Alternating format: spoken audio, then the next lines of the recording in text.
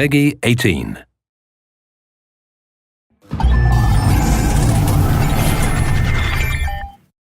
Hello everyone, I'm Colin Graham. I'm the animation director on Watch Dogs, and today I'm excited to present to you a vertical slice of the Watch Dogs free roaming experience. So actually, this is not a mission. Everything we're going to showcase today is completely systemic, and we're free to do as we please. We start off in the wards, the low-income district of our interpretation of Chicago. When creating the world of Watch Dogs, we wanted to stay true to the city and give a unique flavor to each and every neighborhood, not only in terms of the architecture, but also in terms of the people that you'll encounter and what is happening in their day-to-day lives. In the wards, you'll see working-class citizens, rusty cars, gang members, abandoned houses, and low-grade pawn shops. It's really not the kind of place that you're going to want to be alone after dark. Nowadays, modern cities are increasingly managed by software, controlling traffic lights, electricity grids, and surveillance systems. In our version of Chicago, this management software is called CTOS, or the Central Operating System. The CTOS controls everything in the city, and it was created by the Bloom Corporation. Since the CTOS has been installed in Chicago, people get to work faster, the crime rate has dropped, and the communication networks are now more accessible and stable than they ever were before.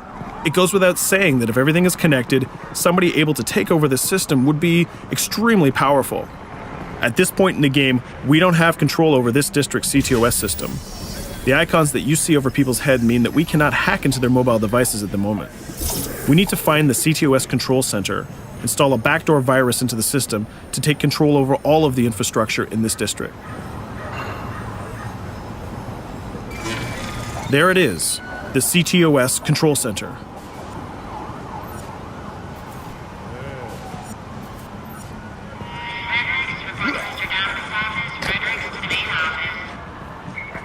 Watch it. You're walking someplace you got no business. It's heavily guarded. Let's see if we can find the server access codes from a distance. With cameras, we can explore restricted areas without being spotted, tag different guards, and access details on their lives. What the hell is she doing with that weasel motherfucker? It seems that Bloom employees all have a sort of shady past. There it is, the access code to the server room. Unfortunately, we can't access the server via the cameras. We need to sneak inside. One thing that was really important to us when we designed Watch Dogs was to fully support different player styles. Every situation in the game can be tackled the way the player sees fit. In this situation, we can go all out guns blazing, completely stealth without the guards ever seeing us, or we can hack from a distance without ever setting foot inside the restricted area. Let's hack this forklift. Aiden can use the environment to distract and lure guards. Pretty much anything you hack has multiple functions. So, for example, you could use this forklift to access the roof, or you could use it to create cover. Hacking in Watch Dogs is all about player expression. Let's set an improvised explosive device so we can hack it a little bit later.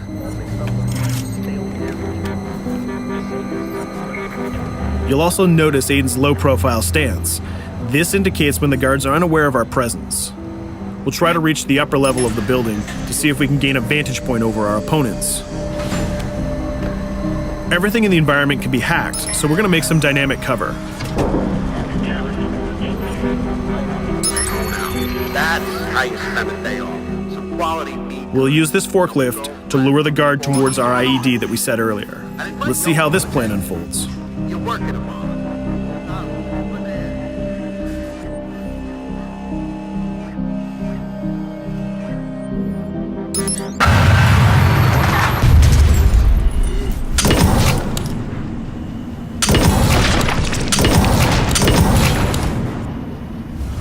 What you just saw is called focus. It represents Aiden's analysis capabilities and his quick reflexes. This gives the player more time to combine core game mechanics together, such as shooting, hacking, and driving, in order to handle more complicated situations.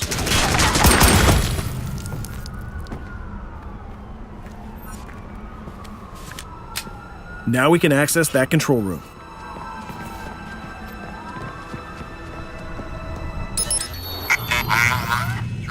Drop 2, 5.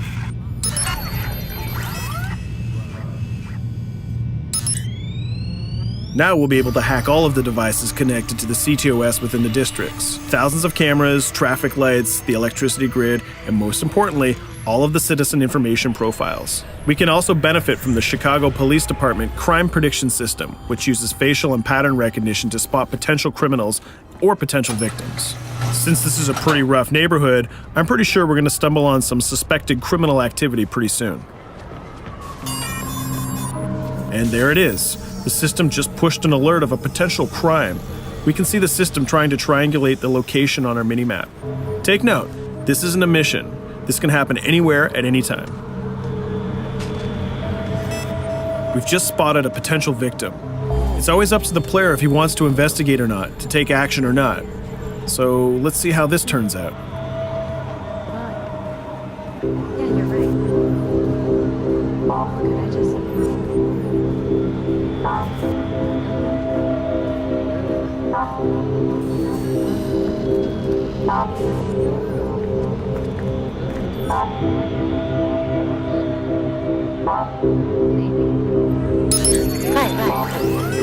You think you're leaving me? Huh? Jesus, I told you to stay away from me! You belong to me now. Get it? You better leave or I'll call the cops! I'll fucking kill you, goddammit. Get off! Yo! That was close. Good thing that we intervened. We managed to prevent the crime, but we triggered a chase. From here, the criminal's behavior is unpredictable. He can try to get away, shoot back at us, surrender, or call for backup.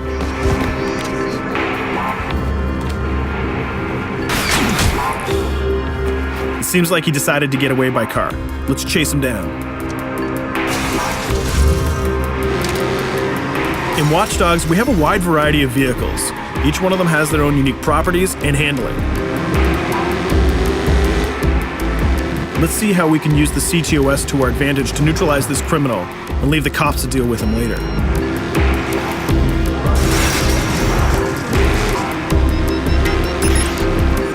The chase stops right here. Using the blockers usually reserved for the cops during interventions, we managed to stop this criminal without killing him.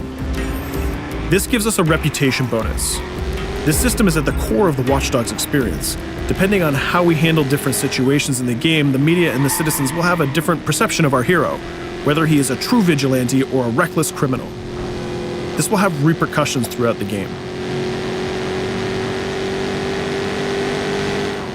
Now, let's head for the Loop, the historical district of Chicago, where you're going to find the most iconic buildings in the city.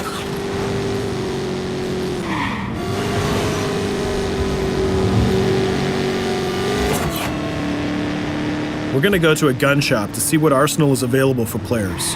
The economy is a big part of Watch Dogs. Players will be able to grow their arsenal with weapons and craft their tools in order to increase their power and their hacking abilities.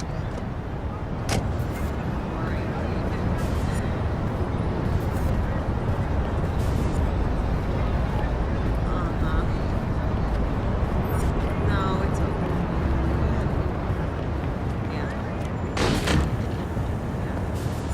You will find all of the weapons that you would expect in a traditional shooter. Pistols, assault rifles, guns, sniper rifles, and grenade launchers, just to name a few. A lot of bullets were fired in our last encounter with the CTOS guards. Let's stock up on some more ammo. Finding everything.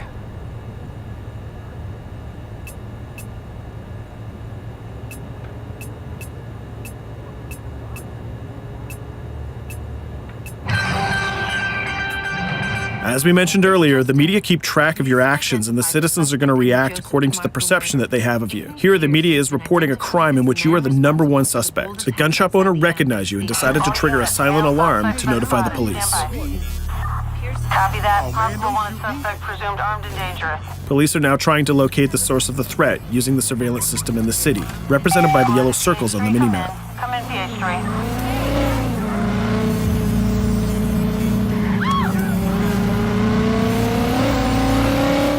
Aiden is able to stall their efforts by hacking into their communication systems while avoiding the scanning areas.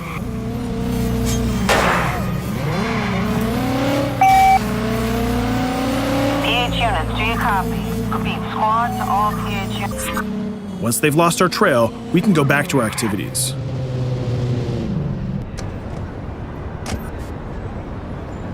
One thing that Bloom did to win over the population of Chicago with the CTOS project was to install free Wi-Fi hotspots throughout the city. Free Wi-Fi is cool, but not very safe with someone like Aiden Pierce around. Hacking into this box is going to give us access to every device that's connected to it. So let's see where that brings us.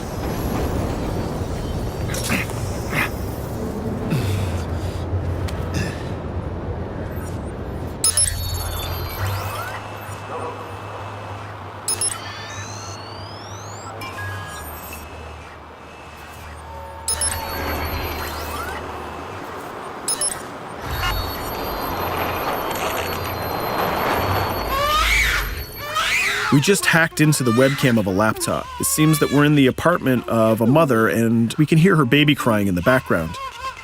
Her bank information is in her mobile phone sitting right there on the table in front of us. It's totally up to the player whether we decide to steal it or not. Of course, this won't affect our reputation because nobody can witness this action. Just like in real life, nothing is totally black or white, but rather many shades of gray.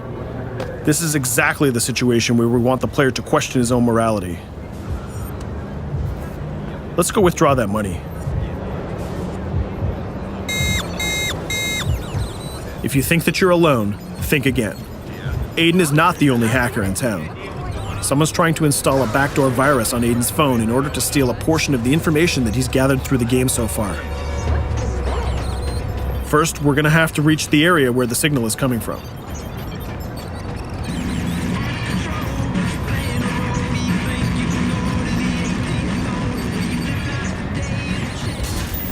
Using our profiler, we're going to try to identify the hacker before the installation finishes.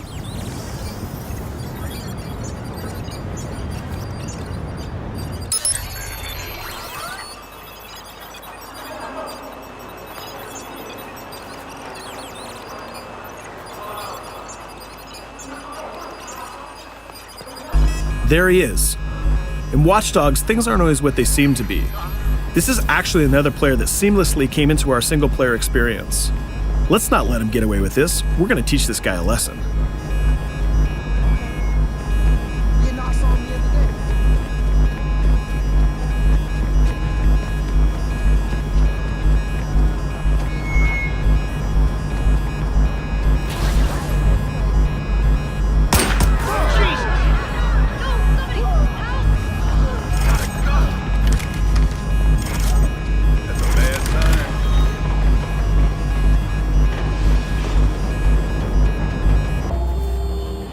We stopped the hack, but the hacker managed to get away. I don't know about you, but we can't let this pass by. We need to retaliate.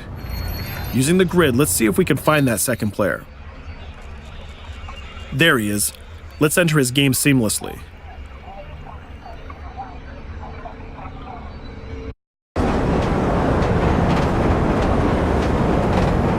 The second player is not yet aware of our presence. If we act carefully, he might think that we're one of the many NPCs in the city.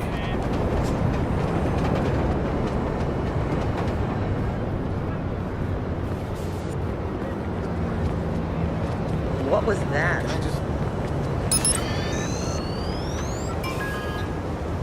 So let's find a place to hide and start hacking. What's going on?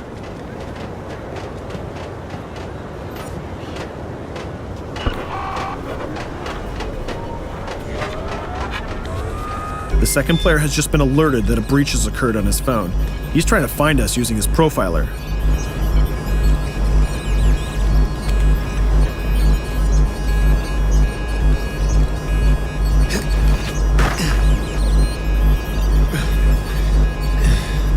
He's dangerously close. Let's hide in the car.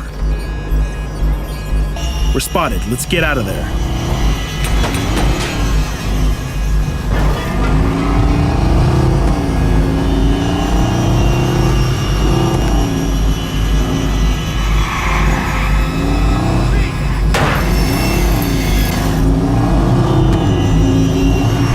Let's set up an ambush right here. By dragging the other player back here into the alley, we make sure that no civilians get hurt during the firefight. We didn't succeed in hacking the second player, but we did get a little bit of revenge. So that's what we have time for today. We hope you enjoyed our quick gameplay session. Stay tuned for more about Watch Dogs.